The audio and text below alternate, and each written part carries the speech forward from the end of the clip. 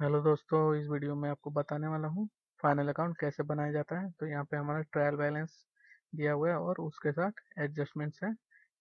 तो इसे हमको बनाना है पहले trading and profit and loss account, उसके बाद बैलेंस शीट। तो पहले हम लोग एडजस्टमेंट्स पढ़ लेंगे। तो पहला क्या है, provision for bad debt to be maintain 10% यानी 10% प्रोविजन फॉर बैड डेट निकालना है। उसके बाद transfer rupees 1200 to staff bonus fund यानी स्टाफ बोनस फंड में 1200 रुपये ट्रांसफर कर देना है। उसके बाद जर्नलिज्म में 6000 रुपये ट्रांसफर कर देना है। तो स्टार्ट करते हैं हम लोग। तो यहाँ पे कॉस्ट ऑफ गुड्स सोल्ड दिया हुआ है। Cost of goods sold equal to purchase plus opening stock minus closing stock. इसका मतलब ये हुआ कि हमको परचेज, ओपनिंग स्टॉक और क्लोजिंग स्टॉक का एंट्री नहीं करना है ट्रेडिंग अकाउंट में, क्योंकि कॉस्ट ऑफ गुड्स सोल्ड दिया हुआ है और इसमें दोनों तीनों का एडजस्टमेंट किया गया है, परचेज, ओपनिंग स्टॉक और क्लोजिंग स्टॉक का। तो to cost of goods sold हम लोग लिख देंगे ट्रेडिंग अकाउंट में, और डेबिट साइड में लिखना है to cost of goods sold 1,19,000 रुपये। उसके बाद और कोई डायरेक्ट एक्सपेंसेस नहीं है यहाँ पर, तो हमको डायरेक्ट बाई सेल्स लिख देंगे 2,30,000 रुपये बाई सेल्स 2,30,000 रुपये।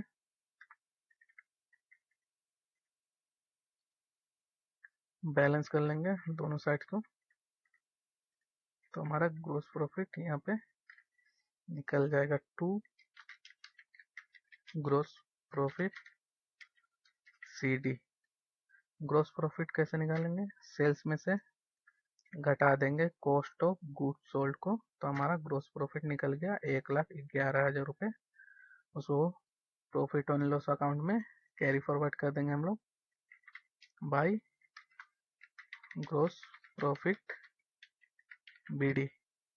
1,11,000 रुपये हमारा ग्रोस प्रॉफिट है। अब जो भी इनडायरेक्ट एक्सपेंसेस है उसको प्रॉफिट एंड लॉस अकाउंट में एंट्री करनी है। तो पहला क्या है, यहाँ पर एडवर्टाइजमेंट है 11,200 रुपये। तो टू एडवर्टाइजमेंट लिखेंगे डेबिट साइड में 11,200 रुपये। फिर उसके बाद क्या है, तो उसके बाद सैलरी है 10,400 रुपये टू सैलरी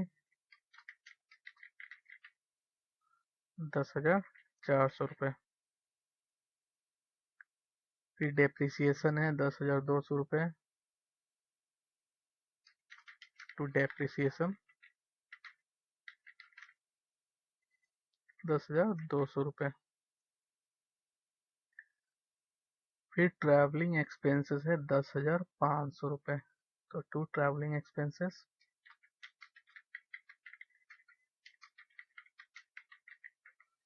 10,500 रुपये। अब ट्रायल बैलेंस में कोई भी एक्सपेंस नहीं बचा हुआ है, तो अब हम लोग एडजस्टमेंट्स की एंट्री करेंगे। तो प्रोविजन फॉर बैड डेट है 10% डेटर्स के ऊपर। तो डेटर्स हमारा है 14,000 रुपये। तो 14,000 रुपये का 10% प्रोविजन फॉर बैड डेट में ट्रांसफर कर देना है to provision for bad debt. 14,000 का 10% 1,400 रुपये। उसके बाद क्या है, तो फिर ट्रांसफर 1,200 रुपये टू स्टाफ बोनस फंड में 1,200 रुपये ट्रांसफर करना है। तो टू स्टाफ बोनस फंड 1,200 रुपये ट्रांसफर कर देंगे। फिर जनरल रिजर्व में ट्रांसफर करना है 6,000 रुपये। तो to general reserve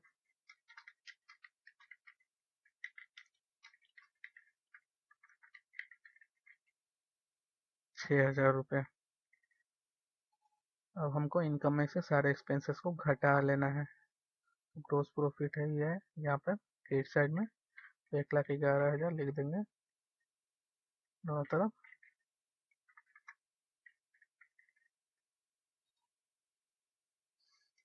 to net profit, उसके बाद इनकम में से सारे एक्सपेंसेस को घटा लेना है, यानी ग्रॉस प्रॉफिट में से सारे एक्सपेंसेस को घटा लेना हम लोग को। तो 60,100 रुपये हमारा नेट प्रॉफिट आया। अब हमको बनाना है बैलेंस शीट। तो बैलेंस शीट में पहले कैपिटल का एंट्री होगा, कैपिटल। लायबिलिटी साइड में कैपिटल कितना है, कैपिटल हमारा 90,000 कैपिटल है। तो 90,000 इसमें ऐड करेंगे net profit, add net profit 60,100 रुपये ऐड करके 12 वाले कॉलम में लिख देंगे 90,000 प्लस 60,100, तो 1,50,100 रुपये। उसके बाद क्या है, उसके बाद जनरल रिजर्व, रिजर्व सरप्लस आता है कैपिटल के बाद, तो जनरल रिजर्व यहाँ पे लोन दिया रहता है तो हम लोग लॉन्ग टर्म लायबिलिटी में लोन का एंट्री करते हैं। फिर लोन नहीं दिया हुआ है तो हम लोग डायरेक्ट रिजर्व एंड सरप्लस लिख देंगे। तो रिजर्व एंड सरप्लस कितना है, 3,000 रुपये और 6,000 रुपये हम लोगों ने ट्रांसफर किया है प्रॉफिट एंड लॉस अकाउंट में, तो इसका भी एंट्री होगा। तो general reserve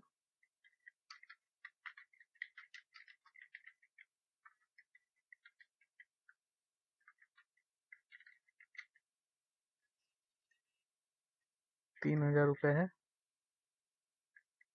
add new reserve general reserve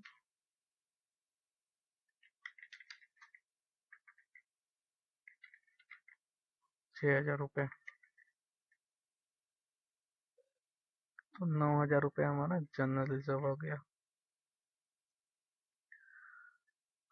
उसके बाद क्या क्या है यहाँ पे, तो करंट लायबिलिटीज आएगी। अब तो हेडिंग दे देंगे हम लोग करंट लायबिलिटीज का।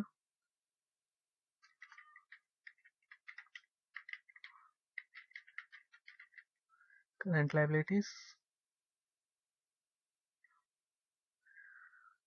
तो करंट लायबिलिटीज में क्या क्या है, तो यहाँ पे क्रेडिटर्स है 12,200 रुपये, क्रेडिटर्स 12,200 रुपये। उसके बाद क्या है, आउट स्टैंडिंग वेजेस भी करंट लायबिलिटीज में आता है, तो करंट लायबिलिटीज में लिखेंगे आउट स्टैंडिंग वेजेस 500 रुपये।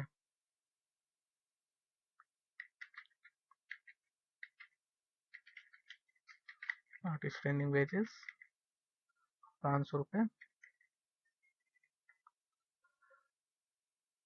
और कुछ हमारा यहाँ पे करंट लायबिलिटीज में नहीं है, एडजस्टमेंट में दिया हुआ है स्टाफ बोनस फंड, ये भी करंट लायबिलिटीज में है आएगा, क्योंकि स्टाफ बोनस फंड बिजनेस को पे करना होता है बाद में, इसीलिए ये लायबिलिटीज होती है।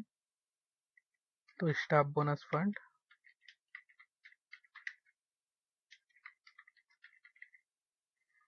कितना ट्रांसफर हुआ है, तो 1,200 रुपये स्टाफ बोनस फंड में ट्रांसफर हुआ है, 1,200 रुपये।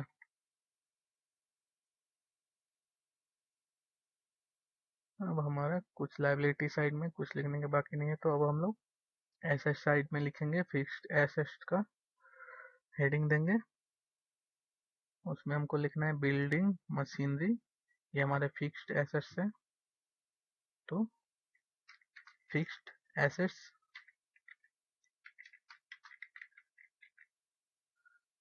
अंडरलाइन कर लेंगे। पहले लिखेंगे बिल्डिंग,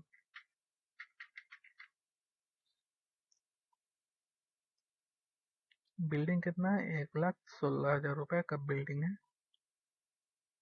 तो 1,16,000 रुपये। फिर उसके बाद क्या है, तो मशीनरी है 11,800 रुपये का, तो फिक्स एसेट में लिखेंगे मशीनरी 11,800 रुपये।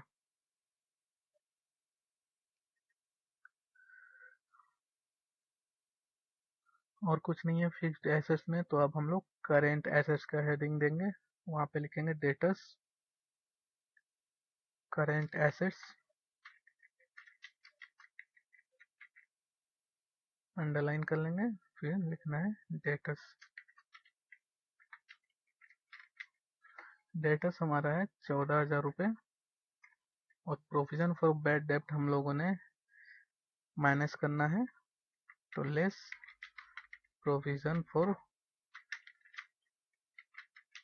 बैड डेप्ट कितना था, 10% था, तो 1400 रुपये घटा के बाहर वाले कॉलम में लिख देना हमको, 14,000 माइनस 1400 रुपये, तो 12,600 रुपये हमारा डेटर्स का अमाउंट आ गया।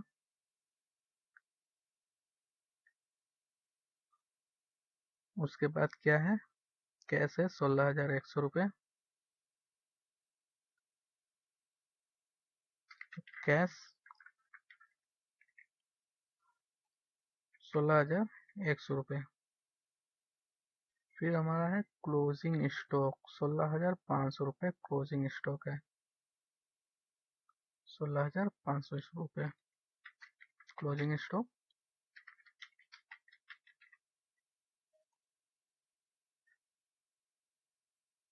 16,500 रुपये।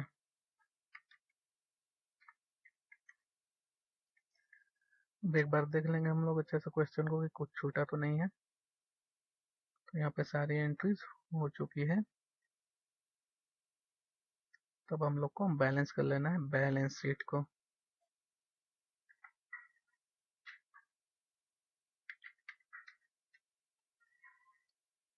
तो एसेट साइड का टोटल है हमारा 1,73,000, और लाइबिलिटी साइड का टोटल भी हमारा इतना ही होना चाहिए, 1,73,000 रुपये। 1,73,000 रुपये, इसका मतलब हमारा फाइनल अकाउंट जो बना है वो करेक्ट है। दोनों साइड का बैलेंस हमारा इक्वल रहना चाहिए, एसेट्स और लाइबिलिटीज का, तभी हमारा फाइनल अकाउंट सही होगा। इसी तरह हमको ट्रेडिंग अकाउंट पहले बनाना है, फिर प्रॉफिट एंड लॉस अकाउंट में ग्रोस प्रॉफिट ट्रांसफर कर देना है, और सारे एक्सपेंसेस को घटाकर हमारा नेट प्रॉफिट आएगा। फिर नेट प्रॉफिट को कैपिटल में ऐड कर देना है, और फिर सारे लाइबिलिटीज को लिखना है लाइबिलिटी साइड में, एसेट्स को एसेट साइड में, और फिर बैलेंस कर लेंगे। तो हमारा फाइनल अकाउंट दोनों साइड का बैलेंस बराबर रहना चाहिए बैलेंस शीट में, तभी हमारा फाइनल अकाउंट सही होगा। Thank you.